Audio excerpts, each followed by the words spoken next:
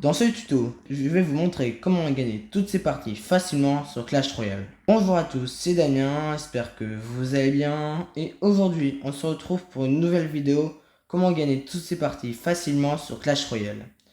Et oui, ça fait longtemps que je n'ai plus sorti de vidéo Clash Royale et je m'en excuse. La vidéo va se partager en 6 parties pour 6 conseils primordiaux. Ils sont mis dans l'ordre chronologique de ce qu'on doit faire pour que vous compreniez mieux la vidéo. La vidéo va commencer tout de suite, je vous souhaite une bonne vidéo et bon visionnage.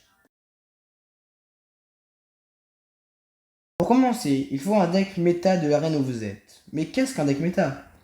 C'est un deck avec des cartes qui ont reçu un énorme buff et qui sont devenues les meilleures cartes du jeu.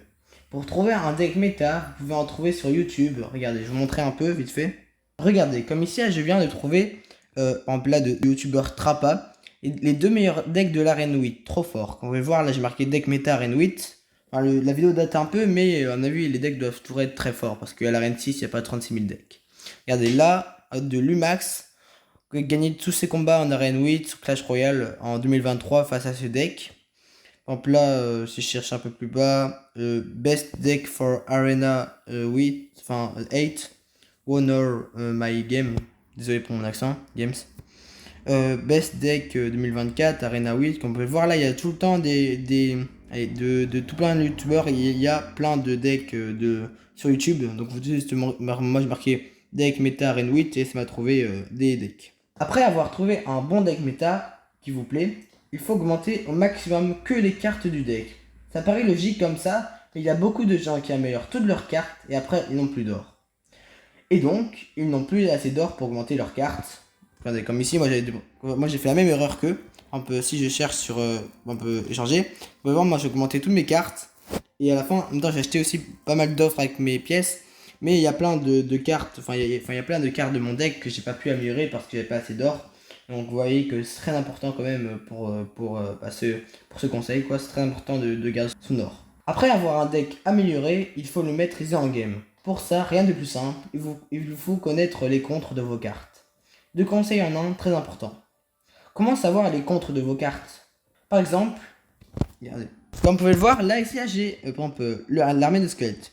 Si je tape dessus, vous allez d'abord voir là à quoi elle sert là, vu que le bon truc. Après là vous pouvez voir que le dragon bat les squelettes parce qu'il fait des dégâts de zone, le dragon. Et si je cherche sur le dragon là, le bébé dragon, je cherche dessus. Bon après il est là. Mais si là, si je cherche dessus, vous allez voir là encore une fois qui est fort contre des choses. Et après, vous allez voir que, regardez, mais il se fait battre par la mousquetaire. Et la mousquetaire pour le dragon est un contre. Et le dragon, enfin le bébé dragon, pour l'armée de squelette, c'est aussi un contre. Donc voilà, qu'est-ce qu'un contre? Après avoir vu, il faudra trouver les autres contres de vos autres cartes.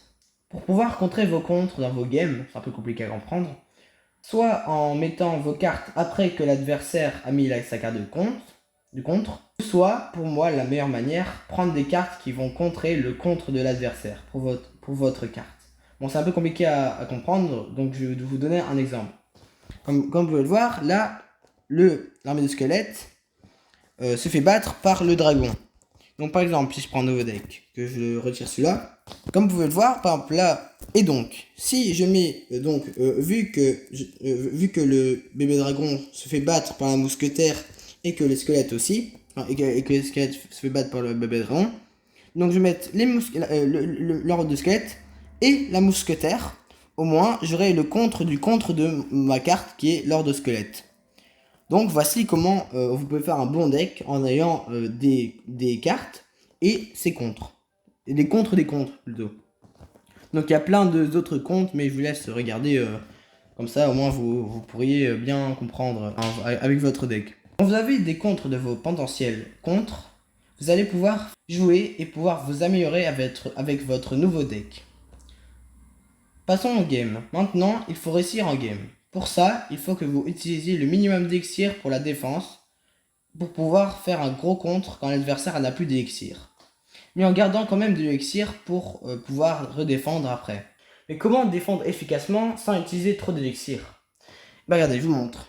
Par exemple, à la place, par exemple, pour l'armée de squelettes, à la place de prendre un dragon, par exemple un esprit de feu, des archères et un bombardier, vous pouvez juste utiliser le dragon et ce sera bien assez et comme ça vous pourrez économiser de l'élixir. Donc voilà comment économiser de l'élixir facilement en étant en ayant une meilleure défense possible. Et pour le dernier conseil, le sixième, ne jamais laisser le temps à l'adversaire de recharger son élixir. Pourquoi? Eh bien c'est très simple, parce que si on le laisse, il pourra faire une meilleure défense et puis mieux attaquer, donc le cinquième conseil ne servira à rien et vous allez pratiquement perdre. Donc comment faire pour éviter cela?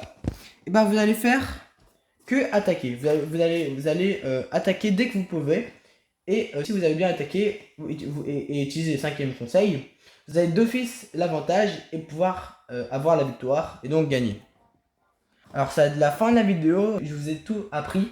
Je n'ai plus d'autres conseils à vous donner parce que c'est déjà très bien les conseils que je vous ai donnés.